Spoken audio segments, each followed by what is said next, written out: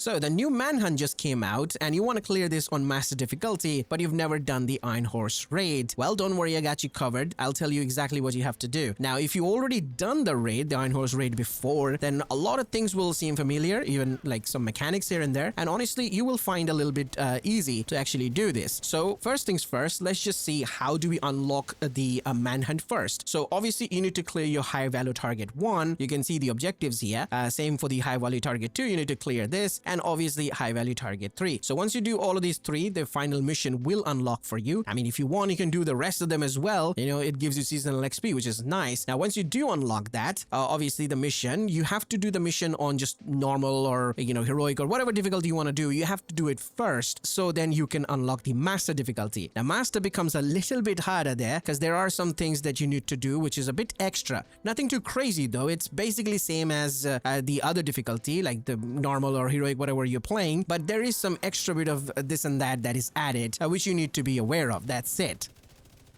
So let's just start with the first encounter here. Honestly, it is pretty straightforward. All you have to do is just hack the Avenger cannon in the center. So make sure someone stays in the center and basically scan it until it hits, 100%. And that's about it. Like, the enemies will spawn from corner of the maps. So if you want to spawn trap them, you can do that with like 3 other agents. If you're playing in a 4-player group, that is. And just avoid the cannon, like when it fires from left to right or right to left, something like that. You just have to be aware of that and just take cover. It's nothing too crazy. You just have to scan it and kill a bunch of enemies from different corners, and that's about it. Now, as for this next area, it's pretty similar, just like you would do on the normal mission, or at least the mission you will do to unlock the master mission, that is. So when it says extinguish the fire, all you have to do is just turn the valve in one area, and the other one is just shoot the weak point to spill the water on the fire. The only difference is that in master, you have way too many enemies, so you have to keep in mind, just don't get sandwiched by the enemies. Don't go too deep inside, otherwise, yeah, they'll surround you. So yeah, and also you have to keep in mind there are mines in there that if you trigger, you will get foamed, and yeah, that's going to be annoying. So if you do get foamed, make sure you're trying to shoot your leg, and that will basically get you out of it, or your team member shoots that, because you won't get the prompt to get out of the foam because it's hardened foam. So there's that. Now, once you're done with that encounter, you will be moving towards the next encounter, which is going to be a little bit big though. Like, it has some mechanics that you need to do, and you will be given a timer. Yes, once you go there, you will be entering the furnace, and it'll say stabilize the furnace, and you'll get 6 minutes timer on master difficulty. Now, you don't have to worry about the timer. Like, it's not your enemy. The enemy is actually the enemies, like the ads over there, because there's way too many of them that's going to spawn. So you really need to assign someone to basically clear the ads, because to be honest, 2 players can easily do this encounter. Heck, you can even do it alone, but obviously it's going to be a little bit time consuming. Everyone can do the encounter, by the way. The mechanics. So what do you have to do? Well, somebody has to go up. Once you go up, now remember, there's, I believe, 2 places to go up, and one of the places is always on fire. You can literally look up and see which one is on fire. So don't take that path. So just go up and interact with the switch and basically run the diagnostics. And once you do that, it'll say turn off the power and release pressure, and there will be 5 of them. So this is how it goes. There will be like a switch that will be sparking.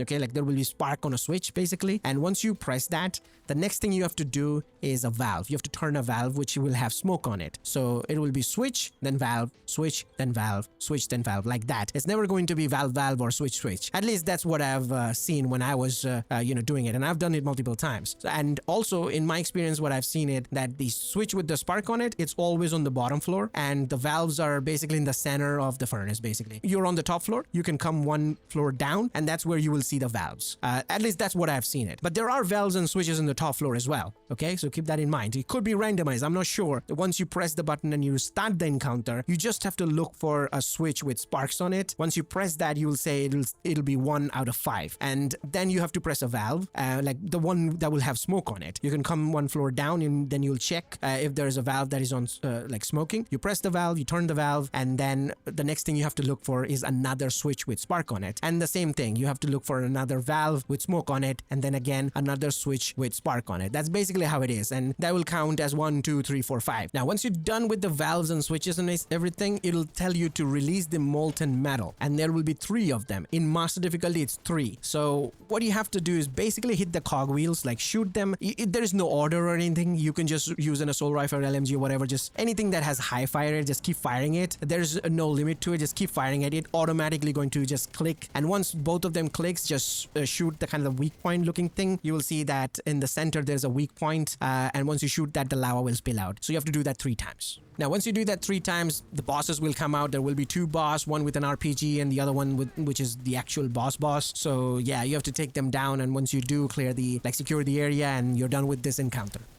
Now again, the next area is pretty similar as you would have already done it when you were trying to unlock the master mission. It's just in masters you have way too many enemies here, so gotta be careful here. And the weak points are basically the same, so 2 of them, you shoot them and that unlocks the door. You just have to clear the area, which again has way too many ads. That's it.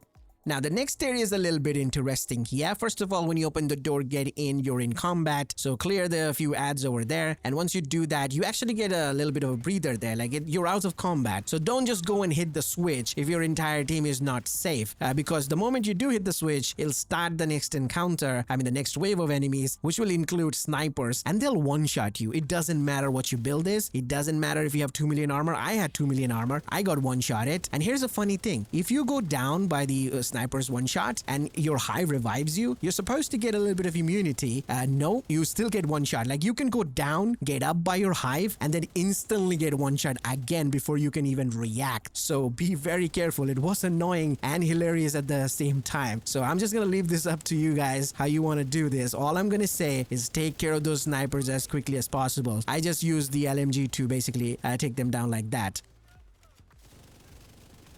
Now, as for the final boss encounter, honestly, it is very easy and simple if everything goes in your way. And it can also become very difficult to do if obviously things not work in your way and things gets bugged out. I faced way too many bugs for this final mission when I was trying to do it. I couldn't revive my teammates. The mission was basically not progressing. There is no water coming. The green lights were not glowing. It was annoying. But once everything got resolved, yeah, we did manage to clear it without any issue. Now, let me tell you what you exactly have to do. Once you enter there, in master difficulty that is, you will have way too many ads spawning in the front, and once you take them down, you will get hit by a 20-second timer to basically cool the molten metal. And how do you know which water cannon has water on it? Well, it'll glow green. There will be a light that'll glow kind of green, and you'll know that's the one that has water in it. So once you go and hit the thing, cool the molten metal, and do that within 20 seconds, like I said, and once you do that, the boss will spawn. Now, once the boss spawns, he's actually damageable. You can damage the boss, and just